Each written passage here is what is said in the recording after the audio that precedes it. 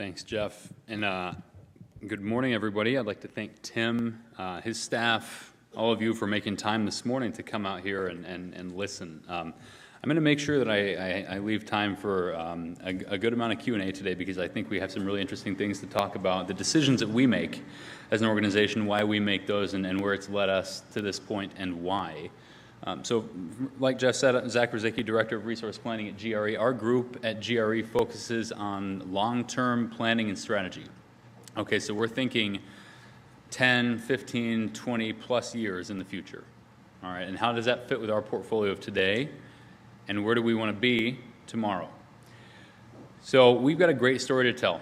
Organizationally, GRE, our members and our board have been making forward-looking decisions for quite some time now. Over a decade, we've been planning for the future of where we are today. There's a lot of change in our industry. You've heard Derek talk about it. You've heard Pretty talk about it. I'm going to speak about it a little bit from the power supply side, but we're in an industry that's experiencing technological change, economic change that's impacted by socioeconomic effects, that's impacted by the economy. So there are a lot of different pressures when we think about the power systems and how we plan to serve energy and demand moving forward. Our portfolio is very diverse today. We have a strong capacity position, so the backbone of our portfolio is built with natural gas peaking generators. We have 1,400 megawatts of those on our system today. We also have a firm capacity contract with Renewable Energy, who purchased Coal Creek Station from GRE in 2020, and I'll talk about that more later. We also have hydro in our portfolio, and our energy that we produce that serves our membership is predominantly produced from wind, and it will be going forward.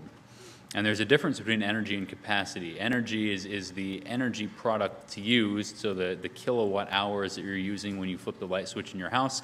The capacity is the potential resources that can produce energy on the system. So our peaking units, I talked about 1,400 megawatts of those don't produce much energy for us. They only run 2-3% of the time because they're needed when the system needs them the most. Okay, and we're going to get into reliability this morning as well. Our member resources are also an asset to GRE and our membership. We have a renewable member resource option that allows our members to self-supply up to 10% of their energy and demand with renewable resources, and we have a very robust demand-side management portfolio that Jeff and his team run within GRE. That includes energy efficiency, demand response, and a number of other member-sided resources that's going to become a larger part of our portfolio moving forward. We're also members of MISO. MISO is the independent system operator. Imagine just a big pool of energy. It's the energy market in the Midwest. You can see the blue map here. It's a very large footprint.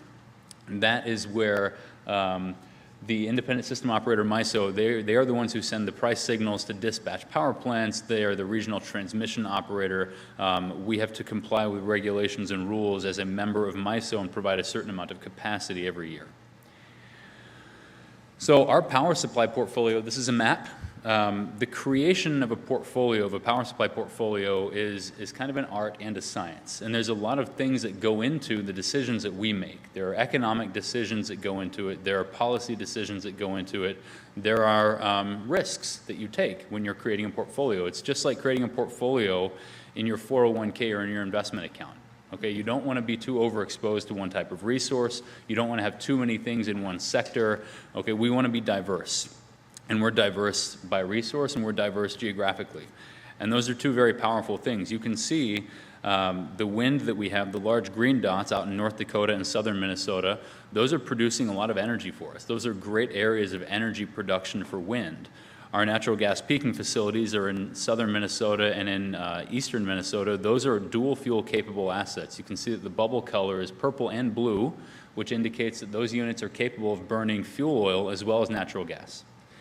And that dual fuel capability is extraordinarily important to us during times of reliability need. Okay, if we can't get natural gas, or if natural gas is incredibly expensive, those units can burn fuel oil instead and continue to serve the grid and its reliability needs. That's something that's really important, because we've seen that happen in winter reliability events in the past. You know, you hear people talk a lot about California battery storage, and a lot of things like that. Minnesota is very different. You know, we up here, we know that our reliability events that we're concerned about happen in the winter a lot of the time, right? There are 2-3 days in February where it's negative 30 degrees instead of 3 or 4 hours in LA when it's 105. So we have to think about multi-day reliability events. And the ability for our units to dispatch when they're needed and to run is valuable. We've transitioned away from fossil fuels, from coal, right? And we get a lot of questions as to why that is. And like I said at the beginning of this slide, there are a lot of reasons for the decisions that we make. We've done that primarily for economic reasons. The transition to wind has been one that's driven by the economics of those resources and the cost of the energy production. The pivot away from coal with the sale of Coal Creek Station and the retirement of Stanton Station in 2020 and 17 respectively, those were decisions that were again driven by the economics of those units. They weren't providing value to the membership in the way that they had been for the previous 20 or 30 years, and so we made a decision to move away from those. That decision is one that is, from our rate projections, going to contribute to ongoing rate stability towards the future. We have different types of resources for different needs. I talked about natural gas. You can see here the colored bars represent each season within MISO. And MISO evaluates utilities' ability to meet reliability requirements by season: winter, spring, summer, and fall. And this is new, and I'll talk about this very briefly here coming up. But you can see how the different resources are accredited or given credit for the capacity they provide differently in each season. What you'll notice is that gas is very firm, right? In every season, winter, spring, summer, fall, we can receive a high amount of capacity accreditation, and it doesn't change much. In fact, we get even more capacity from these resources in the winter because these units run more efficiently when the air is cold. The air is more dense, we get better power production out of the units. For wind produces better in the winter, so we get more capacity accreditation from those resources in the winter. Hydro, we have a diversity exchange contract, so it's kind of funny, but we have to send 200 megawatts out in the winter. We get that capacity back in the summer and the fall, so that's a benefit to us on a seasonal basis. That's an exchange contract with Manitoba Hydro. We also have a number of contract purchases that provide firm capacity year-round, as well as our Rainbow contract. The Rainbow contract came about when we sold Coal Creek Station to Rainbow Energy. As part of that agreement, we asked and signed an agreement with Rainbow that we would get capacity and energy off of that unit for a period of 10 years after the sale. And that steps down over time. For the first year, we took basically the full amount of the station in terms of capacity and energy. Then it stepped down to 550 megawatts. Then it's going to step down to 350 megawatts in the next year or two, and that will remain at that level until 2031. That's a great thing for us and for our members because it provides two things. It provides a fixed price energy hedge to the market because we're paying a flat fixed price on that contract, and it provides us with capacity that allows us to transition away from these coal resources, Stanton and Coal Creek Station. While we bring in new resources to our portfolio, we let technology develop that will allow for more cost-effective transition away from those resources. We've put ourselves in a really good position in terms of the transition that we're making, the decisions that GRE has made in the last 5 years associated with our energy transition, the acquisitions of renewable energy, and how we've dealt with our existing fossil fuel technologies. Those decisions that we made, that our board and our membership made in the last 5 years, those are decisions that are currently facing other utilities in the state and the region today, right? And those decisions get harder and harder and harder as time goes on. So the early action that we took are really paying off and benefiting our membership today. Our capacity resources, this is a snapshot of spring, summer, fall, and winter. We plan by planning year. So in MISO tells the utilities that are members of MISO, each year you shall have this much capacity. You need to carry this much capacity, and if you don't, you need to pay to get that capacity from what's called the clearing auction in MISO. So every year, utilities submit all their resources into MISO, and MISO evaluates what types of resources there are, what accreditation they have, and how they contribute to what's called a planning reserve margin, which is the level required to ensure reliable service in MISO. In a timely fashion, MISO just came out with the results from the planning reserve auction for this year this morning and yesterday. And what we see is very different from last year. Last year, you may recall that there was a tight capacity situation that increased the cost of capacity and indicated that there was some shortfall in MISO. This year is very much the opposite of that. In all 4 seasons, MISO sees a surplus of resources, and the capacity prices that we see in this planning year are extraordinarily low compared to where they have been. So that's a good thing, right? That's economics at work. We got a pretty hefty price signal last year, and MISO has responded, and the members of MISO have responded with more resources this year. The seasonal construct, I spoke about that a little bit earlier. This goes to reliability. Right? And we all think about reliability. It's at the top of our mind as a utility. It's at the top of a lot of your minds too, as to how do we serve our load and how do we make sure the lights stay on. We're transitioning quickly as an industry from fossil fuels to renewable energy resources. And that transition is one that can't just happen with blindfolds on and assume that the same types of resources that we've had in smaller quantities can increase and serve load the same way that dispatchable resources have in the past. They can't. Today, it would be extremely impractical and economically inefficient to have a 100% renewable energy system. Engineering-wise, it would be very difficult, and from a cost perspective, it would be exponentially more expensive. MISO understands this. We've been working with MISO for several years now on a seasonal construct that will allow for better accreditation of resources. And what this means is that you get different credit for different types of resources. Right? When I talked about gas earlier, if you have a 100 megawatt gas generator, you probably get close to 100 megawatts of credit for having that in MISO. So that's contributing to what we have to provide to MISO. If you have 100 megawatts of wind, under this new construct, we're probably getting somewhere in the neighborhood of 30 to 40% credit for that wind resource. Now in the winter time, that changes. You get more accreditation for wind in the winter, so on average across the year, wind is a beneficiary of the seasonal construct. Solar is the opposite. Okay, I think we all understand that previously MISO was evaluating reliability on a summer peak basis. Now we're looking at reliability in every season of the year. Solar was able to provide capacity and service at the time of peak summer needs, so it was accredited at a very high level previously, 75%. Today in the winter, that has dropped all the way down to perhaps 5 to 10%. And so what that means is that if you're in the business of building resources, if you're looking at what assets do I want to invest in to serve load, solar gives you less bang for your buck now, very much so, than it used to.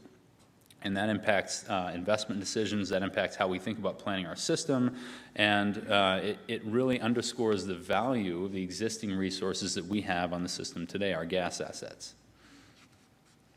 Our future energy production, you can see here we have a very large margin of renewable energy providing our energy that we're serving to our membership. We have contracts, and that represents the rainbow contract, and then the blue bar are market purchases. And that's basically if we're providing X amount of energy, but we have a slightly higher amount of energy demand, we can go to the market and purchase that out of MISO. Now, we never purposely plan to be short to MISO. We always provide more resources than we are required to in MISO, but during times of the year where perhaps energy production may dip from renewables, we can go to the market, purchase some energy, and treat the market essentially as a giant battery. And that's one of the benefits of being in an ISO RTO like MISO. Pretty showed a slide similar to this in her last presentation. Our energy transition is very pronounced when you look at this. 57% of our energy came from coal in 2021. By 2027, that same 57% margin will come from wind. The Rainbow contract provides 24% of our energy. We have natural gas providing a small amount, as well as our market exposure in hydro resources. This energy transition has been one that's been driven by economics, primarily. Okay, the transition away from fossil fuels towards renewable energy has been one that has been brought about by the cost declines that we've seen from wind and how that can serve our membership. All of our wind contracts are long-term fixed-price contracts, which means that we're paying a flat rate that doesn't increase over time, and that locks in a price that provides us with a hedge to the market. So the way that we think about our portfolio is every resource that we buy, that we build, is simply a hedge to the market.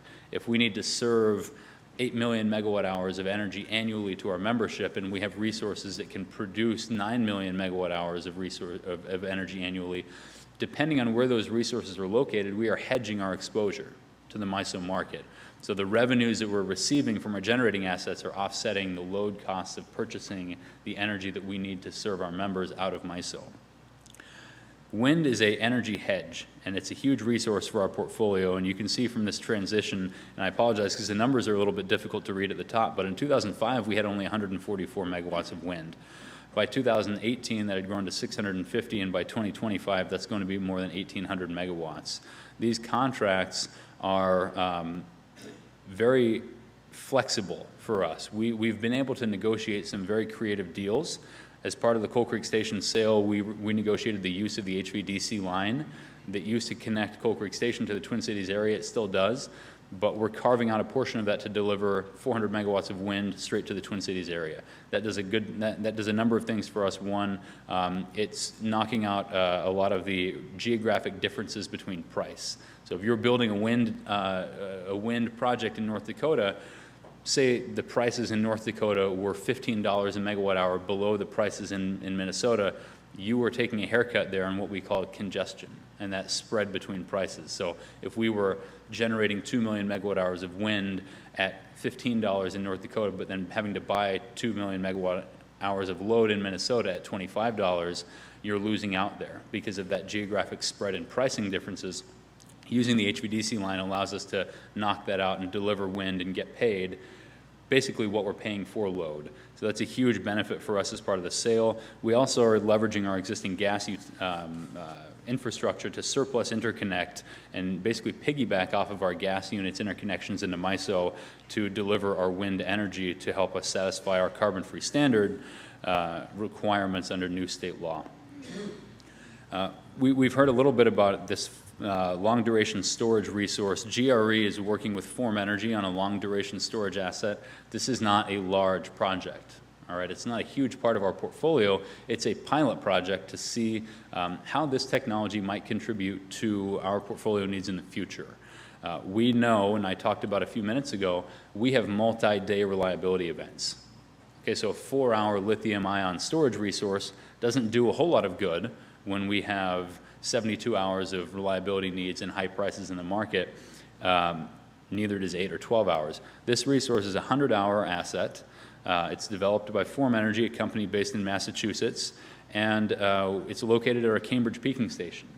So what we want to be able to show with this project is that maybe this technology can contribute to an energy landscape in the future that we're moving quickly towards. We've heard from a couple of people today the transition in MISO away from dispatchable resources towards more renewables.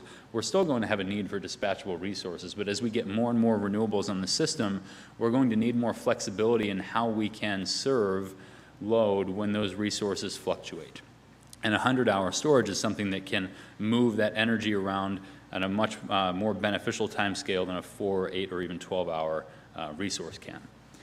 I won't spend too much time on this because Derek did a great job summarizing the carbon-free standard, but this is it's not an easy target to meet.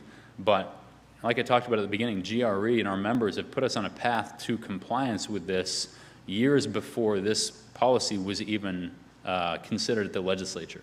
We've been planning for a carbon-constrained future as part of our organizational goals since 2010. And we've been taking action since 2010, understanding that in the future we were more likely than not to receive either state or federal policy changes that impacted our ability to continue operating with the portfolio that we had at that time. All right, so those decisions have paid off. We were able to secure wind in the last 5 or 6 years at rates that are less than half of what they are on the market today. If we had waited and been a policy taker instead of a maker of our own destiny, so to say, we would have been in a very different cost perspective today, buying wind at $55 a megawatt hour instead of the contractual purchases that we've made in the last 5 years in the high teens, low 20s, and mid-20s a megawatt hour. You simply can't find wind for the prices that we've locked in today. This goal isn't easy, but it's a policy that we can work with. and it's pragmatic. Derek talked a lot about the RECs, the use of RECs, the ability for us to still use our gas plants, the ability for us to still participate in MISO. These were absolute must-haves for GRE and for co-ops around the state. And to their credit, the legislature did listen to what we had to say. And they allowed us the ability to continue using these critical dispatchable resources for reliability and to continue to access the MISO market, which creates a very strong economic benefit for our membership when we need to. So our move to a renewable heavy portfolio has been driven mostly by cost and by policy risk mitigation.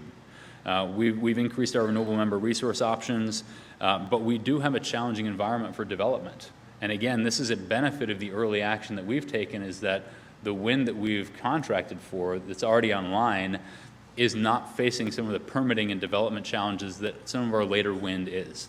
And we see this happening, and it's a very challenging situation. It's a challenging policy situation from a permitting perspective, being able to permit new wind resources, getting their certificates of need from the Public Utilities Commission, getting the transmission routes that these resources need to deliver energy to the system approved, and then even from a commodities perspective. The cost of building new wind, building new solar, are extraordinarily high today, and those are being driven by supply chain challenges, inflationary pressures. I just mentioned we were seeing wind contracting in the low 20s in 2020-21. We just had some meetings last week with wind developers that are offering wind at $50 a megawatt hour. Right, so we've seen more than double the cost of renewable energy in the last 3 years. And we're now returning to pricing levels that we saw when the original Next Generation Energy Act was passed in Minnesota in 2008. We were contracting wind in the $40, $50 range then. We saw a huge change in the industry to provide lower cost renewables. Now that's completely reversed. And we're seeing wind at $50, solar at $70. Luckily, we don't have to make those investment decisions today because we've already done those things. We just filed an integrated resource plan with the Public Utilities Commission about a month ago that indicates our future path. In a way, having a boring resource plan is a good thing because we don't have anything exciting that we have to do in the next 5 or 10 years because we've already done it. All right, so our next resource that we had coming to the portfolio is a capacity resource. In this case, it was modeled as a storage asset. That doesn't mean that's what we're going to do, but the model that we used represented this capacity need as storage. So that's a 200 megawatt storage or capacity need in 2020. 2031, we have another capacity need represented in this case by solar, and then 2032, some energy that we need. And that energy is predominantly required as that Rainbow contract rolls off and as our energy and demand forecasts increase over time. But there's a huge difference, and we hear people talk about the carbon-free standard in Minnesota, and even, as I've said today, we're on a path to compliance today. Our portfolio today should comply with the 2030 and 2035 milestones of the standard as it is today, with no additional action. But there's a difference between planning to comply and actually complying. And those differences are the challenges that we face in bringing these resources to the system. So working with Greater Minnesota, working through challenges in permitting, where we need these resources and when we need them is critical to actually bring them online to comply with the standards that we have to face. We have to have some really tough conversations. We've talked with regulators, we've talked with policymakers, with legislators, with folks in outstate Minnesota, local government officials, as we try and bring these resources on. These partnerships are really important, and Pretty talked about the need for permitting for transmission. We need Greater Minnesota, we need North Dakota, we need South Dakota, we need Iowa to be able to make this work, right? So the conversations that we have need to be productive, and they have been to this point, but there's still work to do. But we feel like we're in a good position. Our portfolio planning has been proactive. It's been driven by economics and reliability.